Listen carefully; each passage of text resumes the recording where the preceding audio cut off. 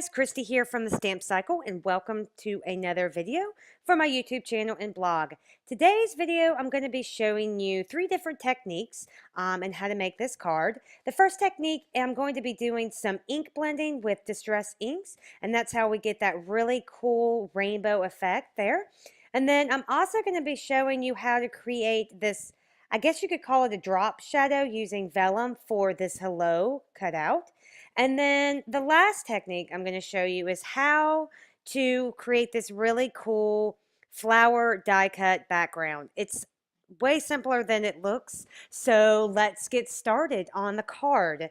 So I'm going to be using some supplies from the new 2017 Stampin Up Occasions Catalog.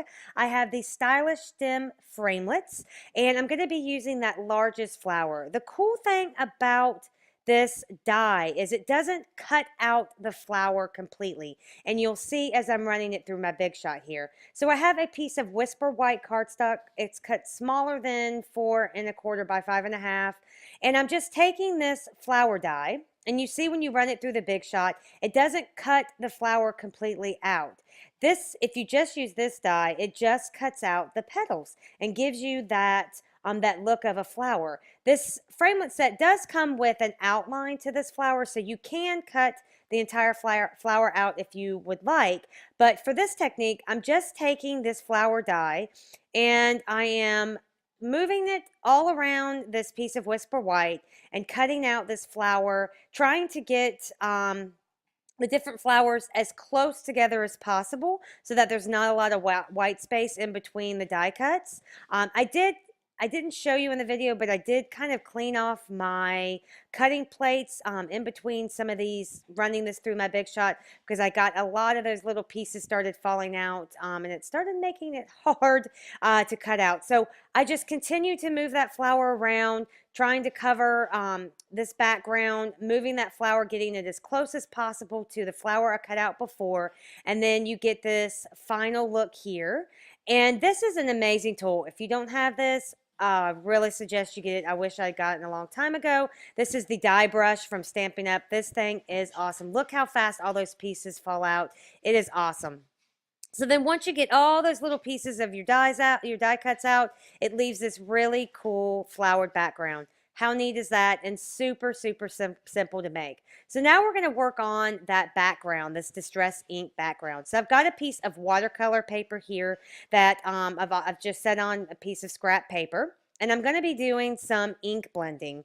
And I've got 6 different colors of distress inks up there. This is I think this is Picked Raspberry. That's going to be the first color I'm starting with. I'm going in rainbow order. And I've got my mini blending tools here, and I am not the best at blending inks on backgrounds, but for this technique and for this look that we're going for, it really doesn't matter how smooth of a blend you get. So I just started I'm putting on the ink pretty heavy. If you want a smoother transition between your colors, I really suggest that you start off very light-handed. You put a little bit of ink down and then you build from there so that you don't get any of those circular patterns or the harsh edges from the edge of the sponge on your background. But for this technique and for what I wanted to do, it really didn't matter if I got a seamless blend between my colors. So now I've just got dried marigold here, and I'm just adding that, and I'm trying to blend it into the pink.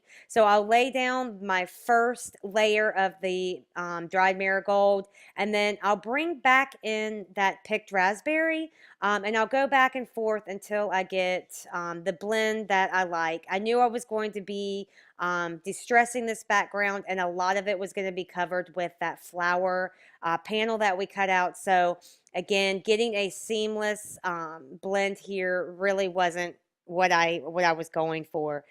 So once I've got a decent blend between the colors, I didn't want there to be a really harsh line between the different colors. I did want it to blend a little bit, so that's why I kind of went back and forth working the colors. I'll bring in the next color, which this is Squeezed Lemonade. And then I'm not going to bore you with showing you all of my blending, but I do just want to mention that I do store my little sponges just in the bottom of each of my little mini distress inks there. It's a great way to store your sponges.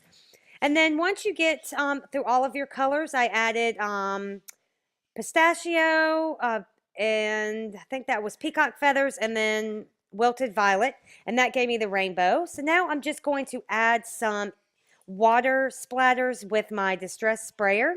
This is the awesome thing about distress inks is once you spray it with water or you apply water, the inks react to that water and you can do some really cool things with it. So I just spritzed this background with that distress sprayer and look how cool that is. Those water spots made a really neat effect. So then I'm just going to take it over to a shoebox and I'm going to spray it with that shimmer spray. I'm obsessed with this shimmer spray lately. I've been spraying everything I make with that shimmer spray. So now I'm going to show you how I made that frame. There's a lot of companies out there that make dies that cut out a frame for your card. I don't have any of those, so I had to make my own. I do have these stitched rectangle dies from Lawn Fawn. I've got a 4 1/4 by 5 1/2 piece of Whisper White there that I just ran through with that largest stitched rectangle. And now I'm just going to come in with my paper trimmer here and I'm going to cut in 1/4 of an inch on all 4 of the sides. So I'm going to I'm going to push that paper over 1/4 of an inch past my blade.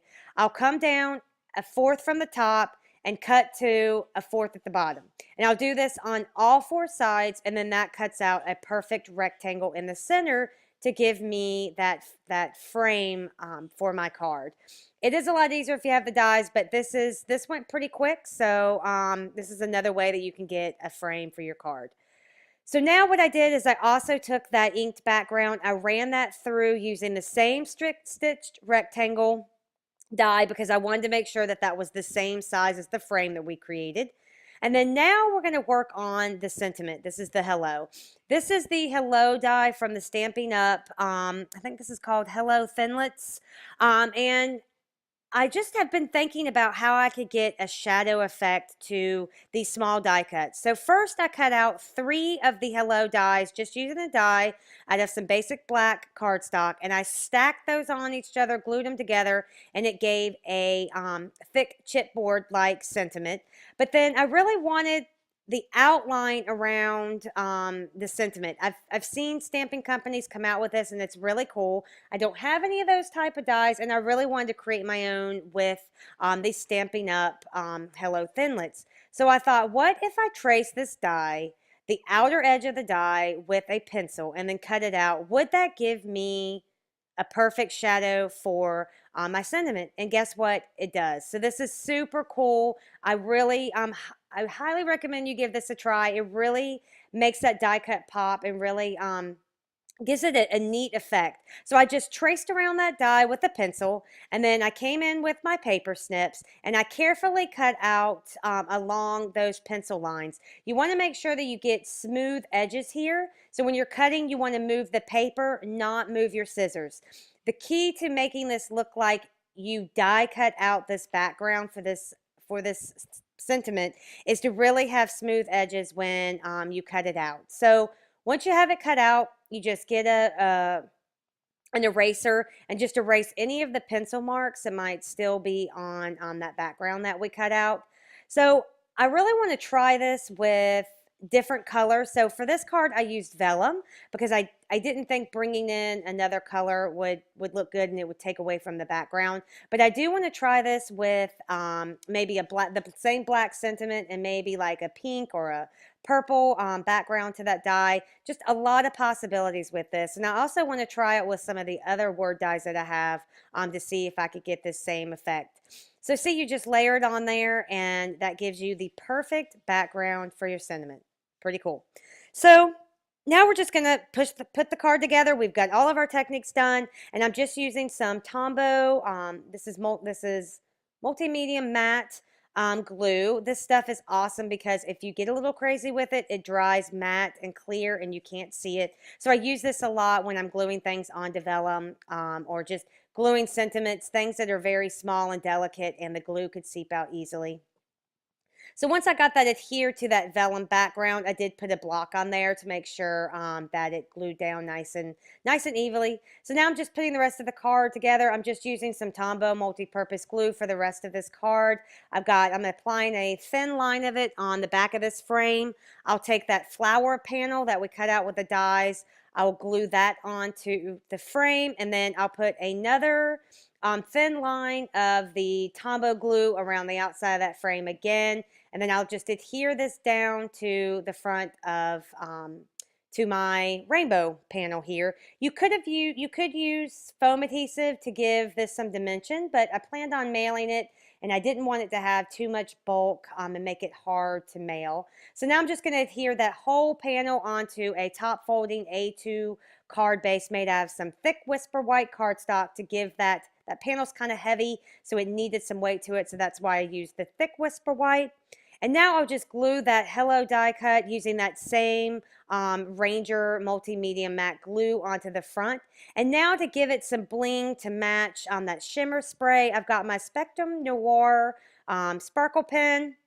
And I'm just going to heavily coat that Hello die cut with the shimmer. You could use your Wink of Stella, but I like this Spectrum Noir because it gives more of a true clear sparkle as opposed to the Wink of Stella. So here are the two finished cards together. Some fun techniques in this card.